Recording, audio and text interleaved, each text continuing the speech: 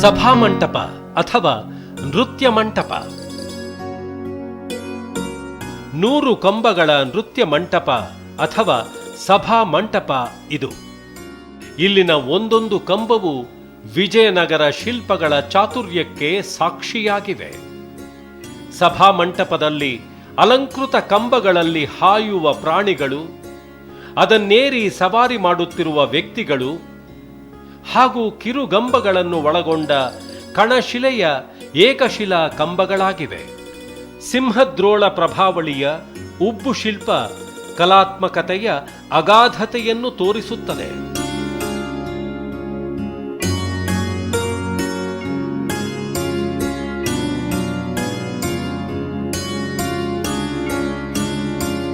ವಿಜಯನಗರ ಕಾಲದ ದೇವಾಲಯಗಳಲ್ಲಿ ಕಾಣುವುದು ದ್ರಾವಿಡ ಶೈಲಿಯ ಮುಂದುವರೆದ ರೂಪ.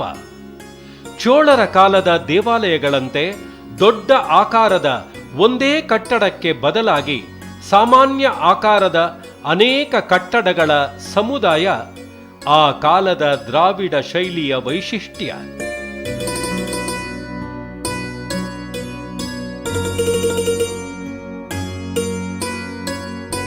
ಕಂಬಗಳ ಕೆತ್ತನೆಯಲ್ಲಿ ಮುಖ್ಯವಾಗಿ 2-3 ಬಗೆಗಳನ್ನು ಕಾಣಬಹುದು.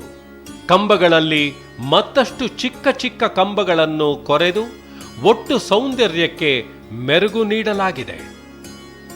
ಕೆನೆಯುತ್ತಿರುವ ಕುದುರೆಯನ್ನೋ ಅಥವಾ ಶಾರ್ದೂಲವನ್ನೋ ತೋರಿಸಿ ಅದರ ಸುತ್ತ ಕೆತ್ತನೆ ಕೆಲಸವನ್ನು ಮಾಡಿರುವುದು ಕಂಡುಬರುತ್ತದೆ. ಚಿಕ್ಕ ಚಿಕ್ಕ ಗೋಪುರಗಳ ಮೂಲಕ ಕಂಬಗಳನ್ನು ಅಲಂಕರಿಸಿರುವುದು 8 ಅಥವಾ 16 ಮೂಲೆಗಳುಳ್ಳ ಕಂಬಗಳೂ ಕಾಣಸಿಗುತ್ತವೆ.